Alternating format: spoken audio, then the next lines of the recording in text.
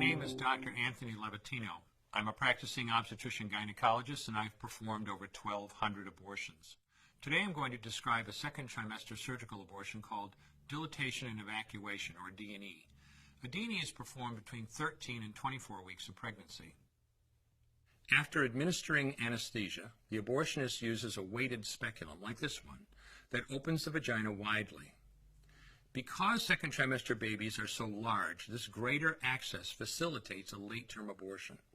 Late-term abortion requires that the cervix be prepared 24 to 48 hours in advance with laminaria. Laminaria is a type of sterilized seaweed that absorbs water over 8 to 12 hours and swells to several times its original diameter. Once removed, metal dilators can be used to further open the cervix as needed. Once the cervix has been stretched open, the suction tube is placed inside. A baby at 20 weeks gestation is as big as the length of my hand, from head to rump, not counting the legs. The suction machine is turned on, and pale yellow amniotic fluid surrounding the baby is suctioned out through the catheters. With babies this big, they don't fit through catheters this size. The baby's bones and skull are too strong to be torn apart by suction alone. This is a Sofer clamp. A Sofer clamp is made of stainless steel. It's about 13 inches long. The business end is about 2.5 inches long and 1/2 inch wide, and there are rows of sharp teeth. This is a grasping instrument. When it gets a hold of something, it does not let go.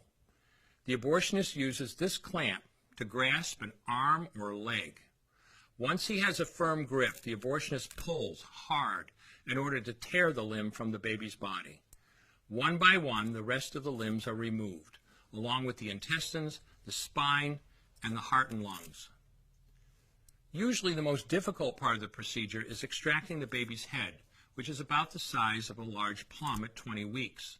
The head is grasped and crushed.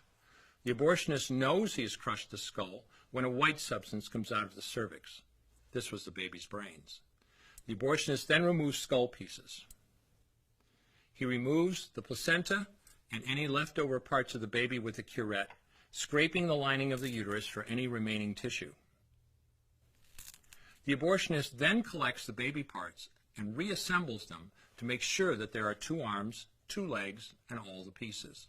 Once all the parts have been accounted for, the abortion is complete. For the woman, this procedure carries a significant risk of major complications, including perforation or laceration of the uterus or cervix, with possible damage to the bowel, bladder, and other maternal organs. Infection and hemorrhage can also occur, which can even lead to death.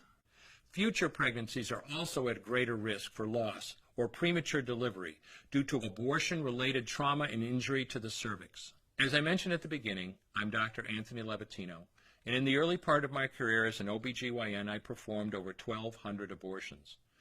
One day, after completing one of those abortions, I looked at the remains of a preborn child whose life I had ended, and all I could see was someone's son or daughter.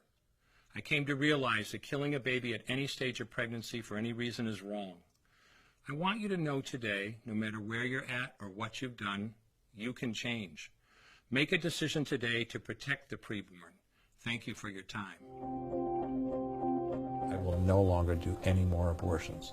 When you finally figure out that killing a baby that big for money is wrong, that it doesn't take you too long to figure out it doesn't matter if the baby is this big or this big or this big or maybe even this big, it's all the same.